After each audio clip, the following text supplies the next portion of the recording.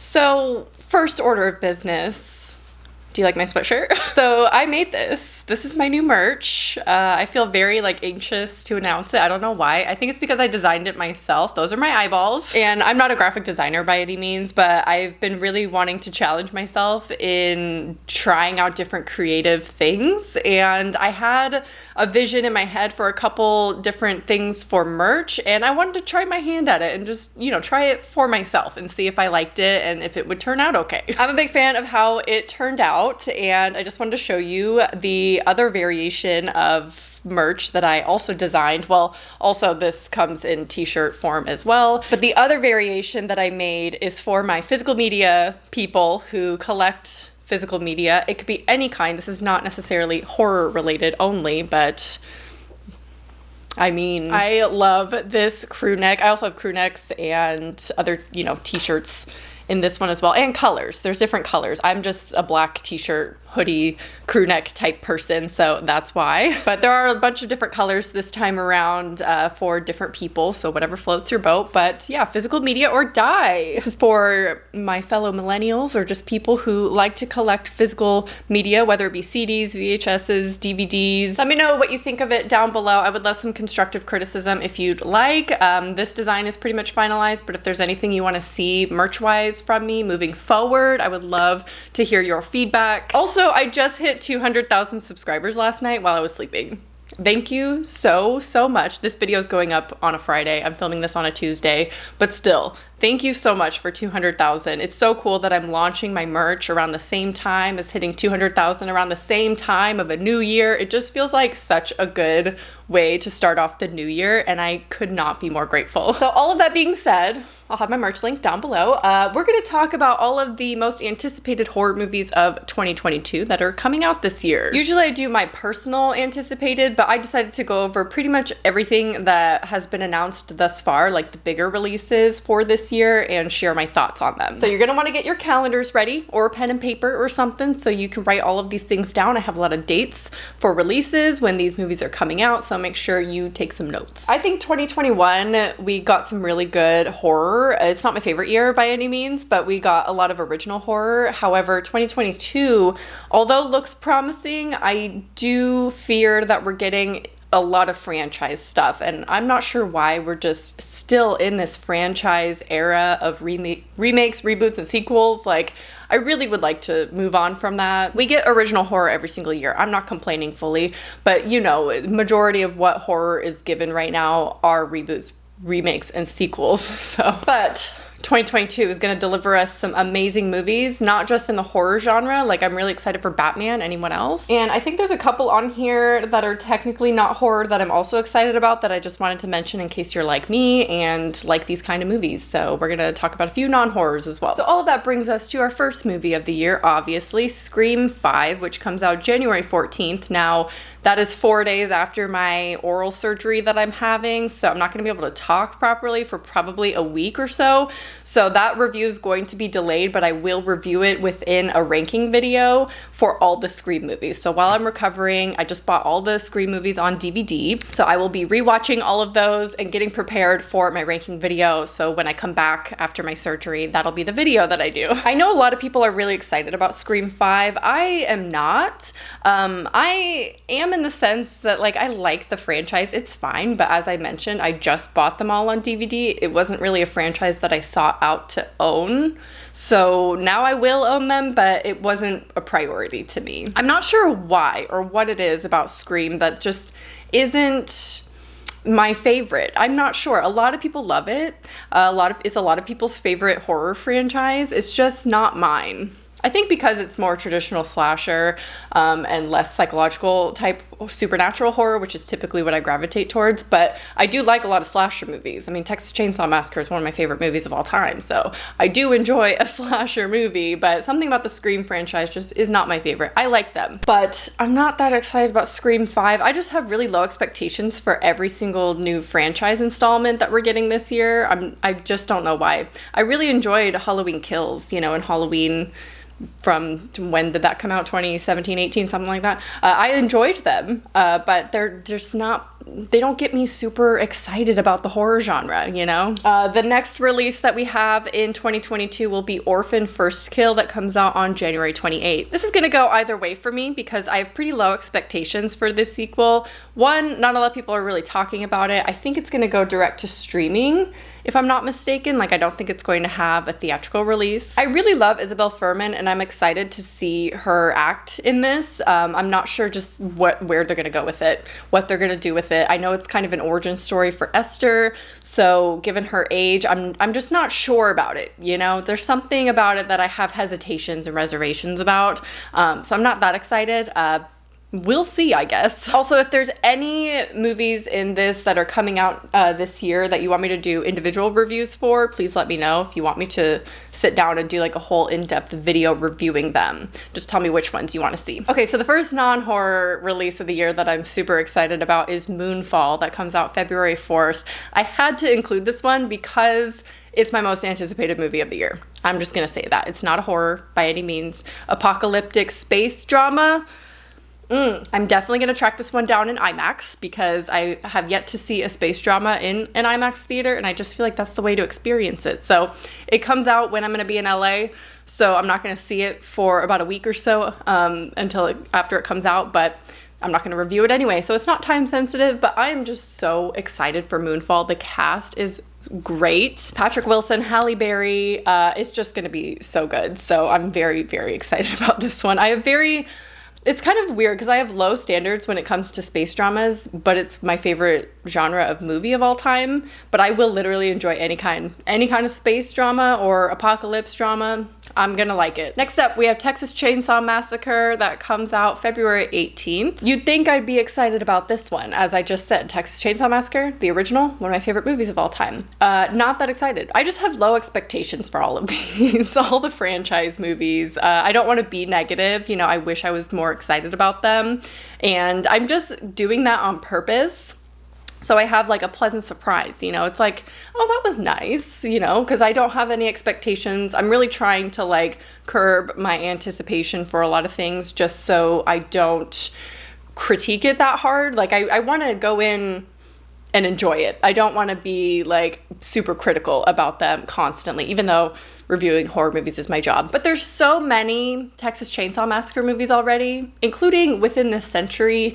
So I'm just not sure what there is to do that hasn't been done before with the franchise. Like, I'd be okay putting it to rest, you know? Apparently this is going to be a sequel to the original, and I think they're ignoring all other sequels, which is fine. I typically prefer that to going off of like a 2003 sequel that is kind of irrelevant in the franchise. I don't know. I'm just not sure how this one's gonna set itself apart from every other Texas Chainsaw movie in the franchise. So we'll see. Again, no expectations at all. I got none, so hoping it's good. I don't know. Next up, we have Speak No Evil, which comes out March 17th, which is 2 days before my 32nd birthday. That's the release date for Denmark. I'm not sure when it's going to be released in other countries. This is about a Danish family who meets a Dutch family while on holiday. However, the Danish family tries to stay polite when things become very uncomfortable with the other family. So this is listed as drama, horror, thriller. So I assume it's going to be more of a slow burn, mostly psychological thriller. I almost would think it'd be similar to Funny Games. We don't know a lot of information about it, so I'm very much speculating here. But given the description and the genres listed, I could see it being a lot like Funny Games, which means it could possibly get very, very weird and dark and disturbing, which I wouldn't be opposed to, depending how disturbing. Next up is a movie called You Won't Be Alone, which comes out April 1st. This is an Australian movie, and one that I'm gonna be upfront with you that I probably will not watch. Or if I do, I'm gonna have to wait for it to come out to look up trigger warnings and things like that, just given the content of what this movie's about. This follows a young girl who is kidnapped and transformed into a witch by an ancient spirit. Now, on IMDb, they already list that there is SA in this, and that's typically a hard line for me, depending how it's done. There are movies that I like where I can just skip that and endure the rest of the movie, you know? I like some movies that have SA in it, and it's not 100% of the time a deal breaker, but it is a big line that I have that it's just a boundary, you know, for myself that I don't want to watch. I almost expect this one to be a lot like the Nightingale, which I skipped because of the graphic content in it. I heard there was multiple scenes in it, and it's just not my thing. I know it's probably a great movie. I think that one was done by Jennifer Kent as well, who I like. So it was disappointing that I couldn't seek that one out and watch it. Same thing with Lars von Trier movies. I love Melancholia, but I cannot watch his other movies. Like, I just can't. It's just a boundary that I have, you know? So don't expect a review from me for You Won't Be Alone. It's just not going to be my thing. There's going to be other reviews on it. Other people will talk about it. I'm not going to be the one. So next up, we have The Northman, which comes out April 22nd. Again, this is not a horror. It is described as adventure drama, but still so excited about this one. Now, this is done by Robert Eggers, so it is a new Robert Eggers movie that comes out this year, and that could go either way for me. I very much am a love-hate with Robert Eggers because I love The Witch and I don't like The Lighthouse. So it really could go either way. He loves doing a good period piece. I mean, The Northman is no exception to that. But the cast in this one is so good. Not that that's a saving grace, because The Lighthouse had an amazing cast as well, including Willem Dafoe, who was also in The Northman. This also has Anya Taylor-Joy in it, has the Skarsgård brothers, has Bjork. How exciting. Nicole Kidman. Like, come on. I do think I'll lean more towards liking this one versus The Lighthouse, because based on the trailer is out now. I am avoiding the second half of it. I typically do that where I'll watch a little bit of the beginning to see if it is something that I want to watch, and then I'll just not watch the rest of the trailer. And just in case you're avoiding it as well, I'll only put a little bit of the beginning of the trailer in this video so you don't have to like skip it or skip around or anything like that. But based on the trailer and everything, it doesn't look like it's one of his try-hard movies where he tries to be like really artsy-fartsy like in The Lighthouse. That just didn't work for me. Wasn't effective for me. So this one looks like it's more story-driven, much like The Witch. Now this is set in Iceland during the turn of the 10th century, so again, period piece. It follows a Nordic prince who is seeking revenge for the death of his father. Sounds like a pretty simple story. It's a great period piece concept. And obviously Eggers is talented regardless if I like one of his movies or not. He's still very talented, so I'm really excited about this one. So next we have a movie called 65, and I have not heard anyone really talk about this one yet or really seen much information about it at all online. It comes out April 22nd, and let me just say I'm so excited for this one. There's nothing really about it, but we know a little bit about the plot and who makes it. So that's all I really need to go off of to get my hopes up, even though, like I just said at the beginning, I'm trying to not do that. I'm trying to, like, you know, keep my expectations low just in case. So this is about an astronaut that crash lands on a mysterious planet only to discover he's not alone. That concept has been done before, I'm not gonna lie. That doesn't sound super original, depending what direction it takes. Like, what is on the planet? You know, what kind of creature is it? Is it an alien?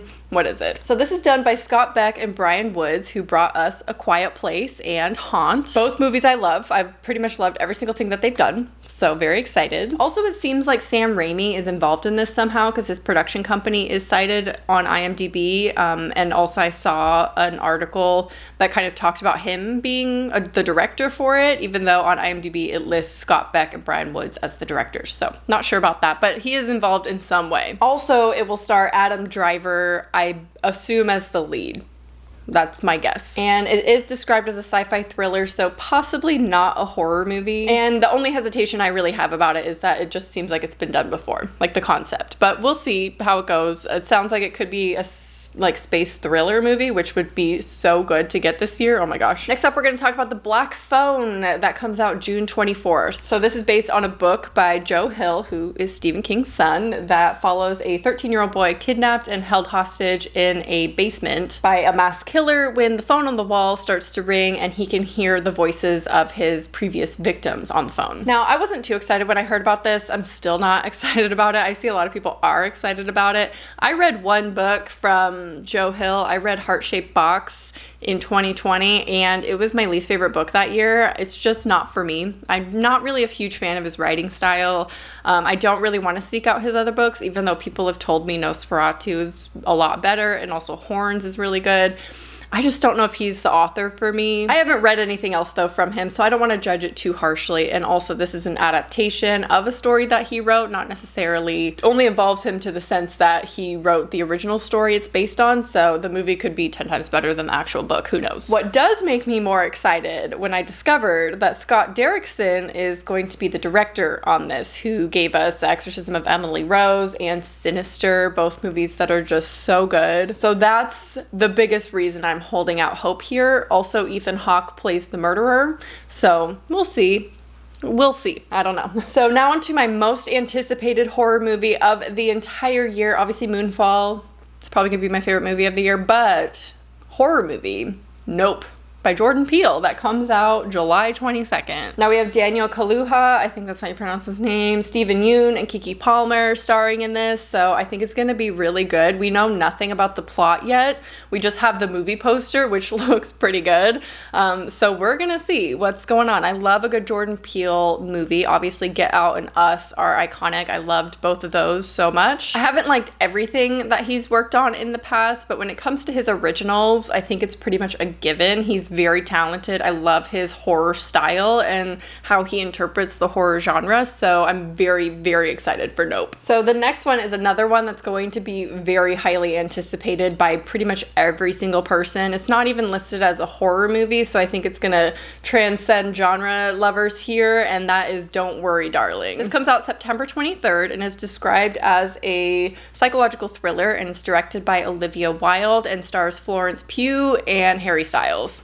I think that's a reason why everyone's going to be excited. This is set in a utopian experimental community in the 1950s, and a housewife begins to get suspicious over her husband's company and if it's hiding disturbing secrets. Now, I did read in the trivia for this movie that Shia LaBeouf was actually cast. They were in pre-production with him, and he was fired. He apparently just clashed with the cast and crew and displayed poor behavior, whatever that means. So Harry Styles was then cast in it. He actually was Olivia Wilde's first choice in the role. However, this was filmed in 2020, as we know what happened there.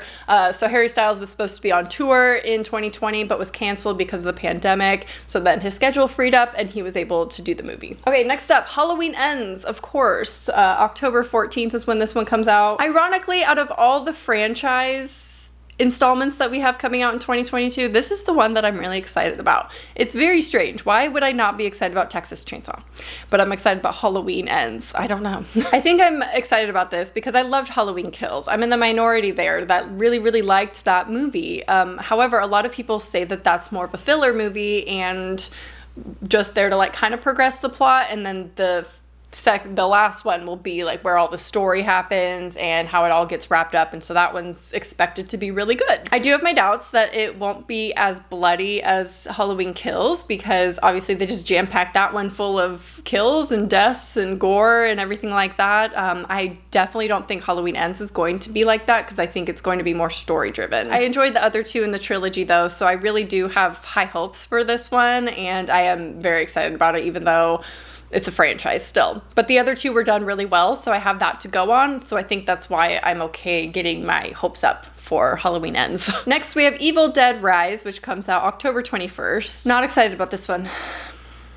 I don't know what to tell you. Again, it's franchise. I love the 2013 remake. I don't know if this one's related to that one or if it belongs in the original franchise. I'm not sure. I prefer the remake to the original. I'm going to piss a lot of people off with that, but there you go. I prefer the 2013. I think it's better than the original Evil Dead. They're very different. You can't really compare them because obviously one is camp, one is serious. I prefer the serious one. What can I say? Now, the poster has me a little intrigued because the city skyline. Are they not going to the cabin? Are they going to be in a city? Confused there. Now, what we do know about this one is that it follows two estranged sisters whose reunion is cut short by flesh-eating. They don't eat people. Flesh-possessing demons. There we go. Now, Sam Raimi is a writer on this one, of course, so that's good. That gives me some hope that he is participating in it. Now, it is directed by Lee Cronin, who's only ever directed one other movie in the past, and that is The Hole in the Ground, which was kind of a controversial, not a controversial movie, but polarizing movie. A lot of people didn't like it. I was kind of in the middle. It was kind of weak to me. It felt like a first movie, in my opinion. It wasn't great. I didn't hate it, but it wasn't that good. So we'll see. I don't really have high expectations for Evil Dead Rise. I don't know what is gonna go on in it. Is it in a city? I don't know. So the next couple movies don't yet have release dates for them, and aren't even, well, some are confirmed to come out this year, but some aren't. So I wouldn't be surprised if some of these do get pushed to 2023. First up, we have HELLRAISER. This is going to go direct to streaming on Hulu. So no theatrical release there, not even an HBO release, just right to Hulu. Because it's such a large franchise, I would think that it would get at least a small theater release or something, but nope. I'm not excited about it. I don't know. Sorry. I don't like the original franchise. I know, controversial opinion again, but I don't know. It'll be exciting to see a modern take on it, even though we did get a HELLRAISER in 2018. I didn't watch it, so I don't know if it's good. I don't think I've seen many people even talk about that one. Like, everyone's so excited for this one, but what about the one that came out in 2018? Do people not like that one? Is it bad? But I did see that David Bruckner is directing this, and he made my favorite horror movie of 2021, The Night House. He directed that movie. So do I get my hopes up for this one? Could it be really good? I don't know. We do have Jamie Clayton playing Pinhead, which is exciting because she will be the first female Pinhead. But yeah, not a strong opinion. But yeah, not a strong opinion about it. I'm excited about who's directing it. It's going straight to Hulu though, so I'm not sure what the quality is going to be like. I don't know. Let me know if you want me to talk about it. I'm not a huge fan of the original franchise, so I'm going to be a little bit biased. Next up, we have another non-horror movie that I wanted to mention because the first one was so popular and very, very good, and that is Knives Out 2. This has the same director of Rian Johnson, and the cast looks pretty good. We have Daniel Craig reprising his role of Benoit. They're filming in Greece. And we know nothing really about the plot, except it has been stated that it will not relate at all to the first one. Besides Benoit being the same character in both of them, it won't have any connection to the first Knives Out movie. Okay, this next one, this is the last one we're going to talk about, is probably going to be everyone's most anticipated movie. It's probably going to be pushed back to 2023 if I had to guess. It's not really confirmed to be 2022 yet, but that is Disappointment Boulevard. I'm talking about it anyway because IMDb has it listed as 2022, and I just want to keep it on your guys' radar because you're gonna be excited about it. This is, of course, the new Ari Aster movie, who brought us Hereditary and Midsommar. Both great, great movies, highly disturbing. I'm so excited about Disappointment Boulevard, especially because he's switching up the genre a little bit. This is described as a comedy horror, and it will star Joaquin Phoenix. Sign me up. I think a comedy horror is a little bit of a different direction for him, so I am really excited to see what he can do with that. It could be bad, it could go either way, but I feel like he's a really strong director anyway. It has Joaquin Phoenix, who's a really strong actor, so what could really go wrong, you know? We really have no information about this except for a brief description of it, which says it is a decade-spanning portrait of one of the most successful entrepreneurs of all time. So I'm not sure if it's going to be like a biography piece on someone specific or if it's just going to be a fictional story. And it was initially described by Ari Aster as a 4-hour-long nightmare comedy. That sounds great. Maybe an hour too long, but I'll take it. I don't know. So there you have all of the horror that's on my radar, at least. I'm sure there's going to be more announcements as we go about the year and more finalized dates as we go on. So maybe I'll keep you guys posted in the comment section down below if you want to come back to this video midway through the year. I'll try to update this video, or maybe the description box. I'll update dates and things and everything listed in the description, so you can also screenshot that if you want. But I would love to know which horror movie coming out in 2022 is your most anticipated, and which one you think will be the biggest surprise, or which one you think will be terrible. I would love to know all of your thoughts about the horror coming out in 2022, and I hope you enjoyed this video. Go buy my merch, and I will talk to you soon. Bye.